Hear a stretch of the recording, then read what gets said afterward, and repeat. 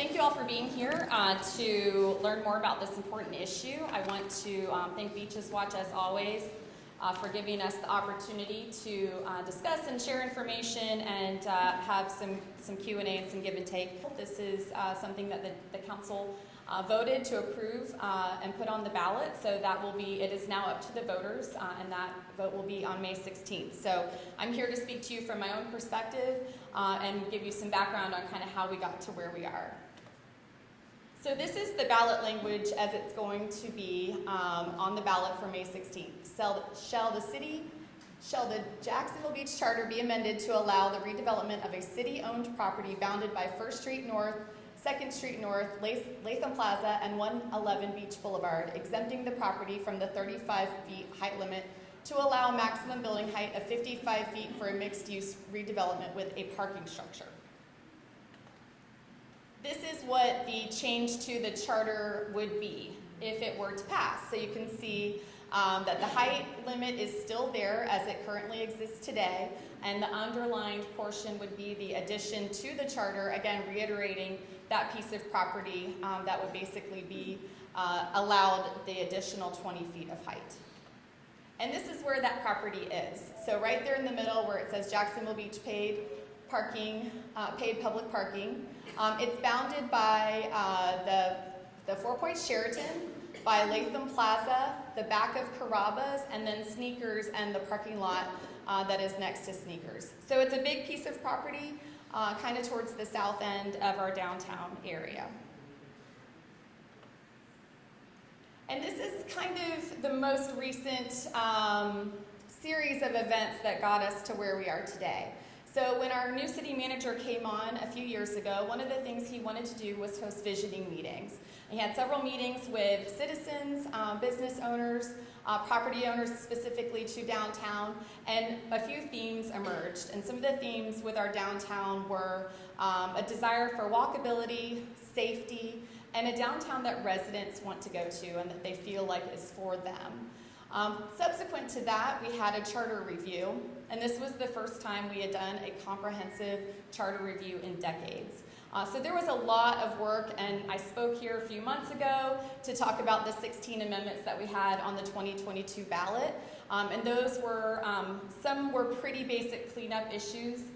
Unfortunately, the one that made the mayor section gender neutral did not pass, so my colleagues are really enjoying calling me Mr. Mayor, so that's great. But once the time has passed, we'll put the two that failed, at least that one, we'll put that back on the ballot and give it another go. But there were two bigger issues that were really sticky that we never really could, that we were just kind of put in a parking lot. We had subsequent meetings on them.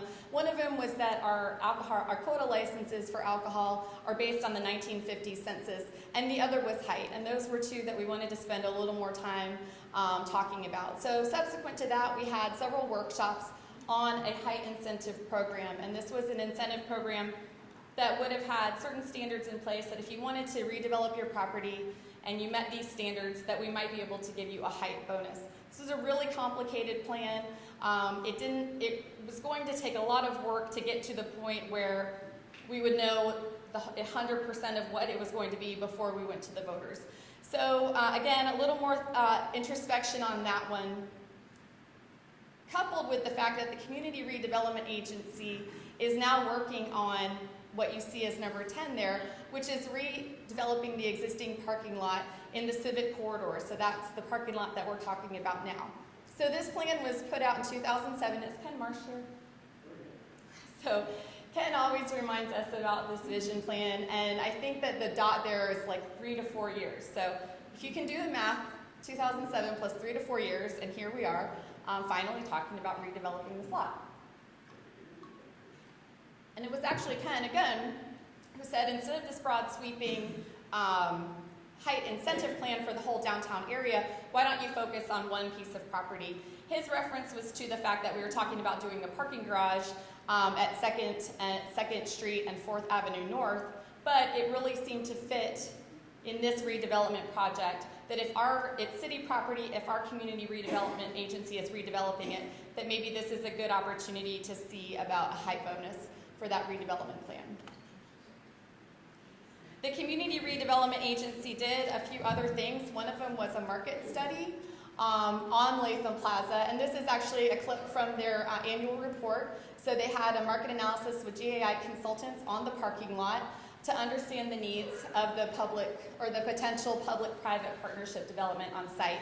And they found that retail and office use were going to be the two highest needs for our downtown area for redeveloping that parking area.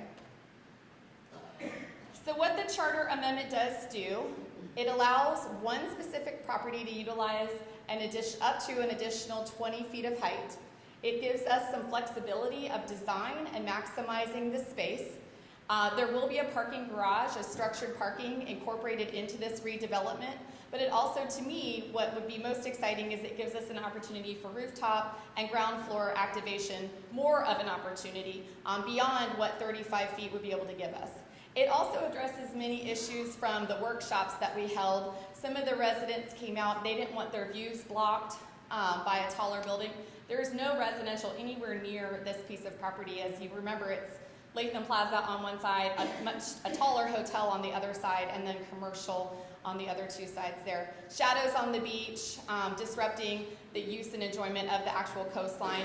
It was also a criticism that this would be a gift to developers, and the reason that I would contend that it's not is because this is a public-private partnership on land owned by the City of Jacksonville Beach, and that the CRA will be managing the process in terms of the RFQ, so the request for qualifications process. We can make this look like what we want it to look like, and we don't even know what developers will even apply to be interested in entering into a public-private partnership with us. So the Community Redevelopment Agency and the council will have oversight of that process. What it does not do is remove the height limit from the charter. The height limit will be there with those additional underlined sentences that I showed you earlier on. So just to conclude, and these were some pictures that we had in our, I know, this is not what we're talking about. I do not want this. Nobody wants this. I don't know anyone who does want this. But this is what, these are all buildings in Jacksonville Beach right now. This is what I want. So the top left is from St. Pete. The top right is Pure Point. Then the bottom left is La Playa. Both of those are in Jacksonville Beach. And then rendering down at the bottom right. So these are, especially the two top left and the bottom right, show your ground floor activation, your rooftop restaurant, unique architecture, and just really what could be a really beautiful opportunity to redevelop and to maximize the space that we have right now in Latham Plaza, which is currently surface level parking. I don't want to get too far into it, but also to say the Community Redevelopment Agency is working on redesigning Latham Plaza. So the whole idea is that these two projects would play off of each other and be a benefit to each other, to have this beautiful green space that's active not just during Spring in the Blues or during special events, but is active all the time because it's bordered by an active property. And something that I've said all along is that I want our downtown to be as active at 10 a.m. as it is at 10 p.m. And I think that a project like this, where we have some flexibility and some creativity, is going to be a great way to help get us there. Thank you so much for your time, and I look forward to your questions.